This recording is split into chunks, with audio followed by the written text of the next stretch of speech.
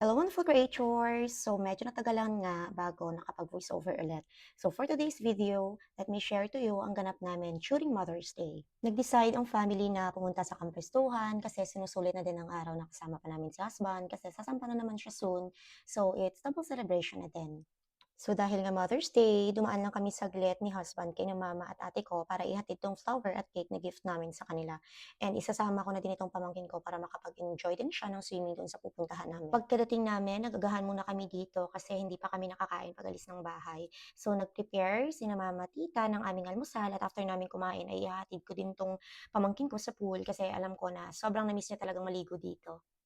Actually, 5 sila yung pamangkin ko, pero isa lang yung nasama ko kasi short notice lang naman 'to, 2 days lang bago plenano, kaya siya lang yung naisama ko. So ayan, takbo agad siya sa pool at iniwan na ako at hindi na pinansin si tita. Naipagpaalam ko na din yan sa mama niya na iiwan ko siya diyan sa pool at hindi pa naman ako maliligo dahil ang aga pa at sobrang sakit na sa balat yung init, kaya inayaan ko na muna siya diyan na siya lang yung mag-isang maligo. So, ilang beses na kaming pumunta dito at halos kada punta namin ay may mga bagong paandar itong resort nila. So, habang tumatagal ay paganda ng paganda, kaya habang papalapit na yung birthday ng mga pamangkin ko, halos request talaga nila sa akin or sa lola nila ay dito pumunta. Hindi nga pala kami nakakuha ng cottage dahil occupied na lahat ng mga cottages nila. Kasi nga Mother's Day at hindi nag-reserve si tita, nag-expect kami na baka meron pa pagdating namin. Pero dito na lang kami pumwesto sa canteen nila at meron pang space. At dahil 12 na at magla-lunch na, nakabalik na yung pamangkin ko kaya break time muna siya ng 1 hour sa pagligo sa pool.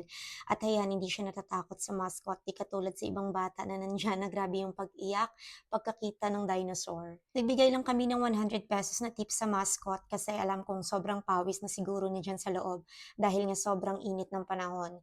Kaya di na kami ng dalawang isip na magbigay. So halos lahat siguro nagbigay ng 100 pesos yung tip.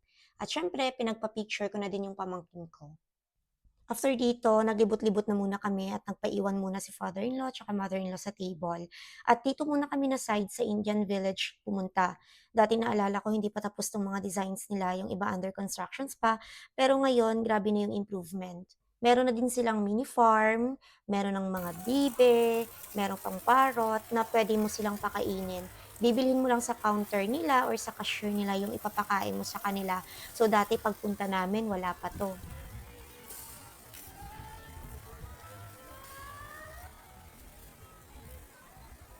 At nabigla kami nung papalapit kami, meron na din silang ostrich dito. Grabe, na-remember ko pa nung pumunta kami ni husband ng Manila Zoo, kaya lang under renovation yon, hindi ako nakakita ng ostrich dito pa lang. Kaya first time kong makakita nito in person, dito lang yan sa Campus Tuhan.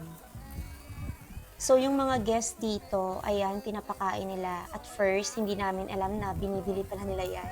So, akala ko may baon silang dala. Yun pala na bibili nila sa cashier. Sinubukan ni tito na magpakain gamit ang kamay niya, pero walang laman yan guys And yung nga, masakit daw. Pero makikita niyo naman na meron silang tabo o lalagyan ng pagkain nila kung takot kayo na medyo mapalapit sa kanila. Meron din mga guests na nag-iwan ng pagkain nila kaya kumuha din si tito at nagsubok ulit na ipakain sa kanila.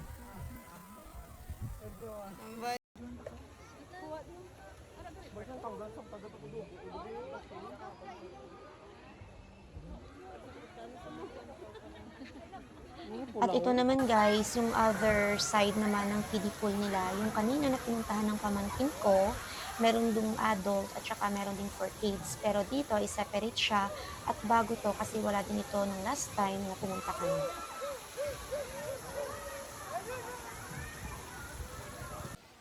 So bumalik na kami dito sa mga ostrich at saka nagpa-picture, nag-video-video kasi wala nang daanan doon kasi panibagong construction na naman nila in addition sa kanilang resort.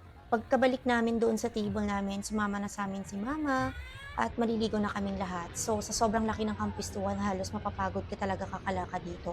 Pero worth it naman yung bayad mo sa sobrang ganda ng views, mga activities nila like rope course, zipline, hamster wheel, horseback riding, sky bicycle, at yung gusto ko talagang matry ang bago nilang chasing slide at marami pang ibang mga adventures dito na talagang mapapa-challenge ka. So every hour nagpapa-under sila ng wave pool nila and after nun is yung bubbles naman.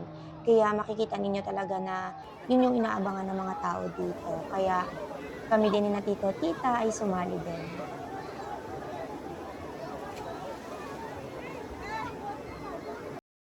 Dahil gusto din ng pinsan ni husband na mag-try ng chasing slide nila, mabuti at meron akong makakasama paakyat doon. Isa din talaga kasi sa goal ko na kapag ready na to operate yung slide nila ay ta-try ko talaga. Although may takot ako sa heights, okay lang at tsaka ife-face ko 'tong Hindi? isa sa mga fears ko. So, nagbayad lang kami ng ₱100 each at unlimited na yon. So, kina tito, tita, yung pamangkin ko at si husband, naghintay sa'min sa baba para kumuha sana ng video. Pero dahil kinukulit siya ng pamangkin ko, wala man lang siyang video na nakuha. So, mabuti na lang at meron akong dalang cam at ito yung video na nakuha ko dun sa taas. Go! Wow! Shit! Shit boy!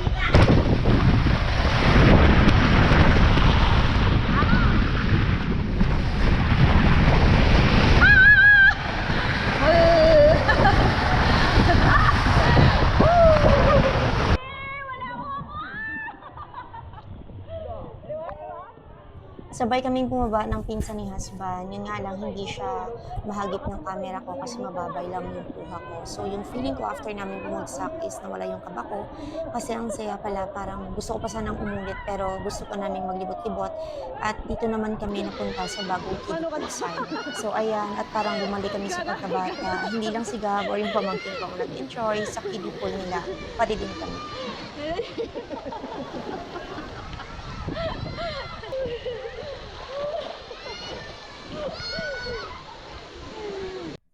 So, kung gusto niyo din ma-experience yung adventure namin kagaya nito, punta lang kayo dito sa Campus 1 Highland Resort located at Tabatangan, Talisay City. So, that's it for today, guys. Thank you for watching. Babush!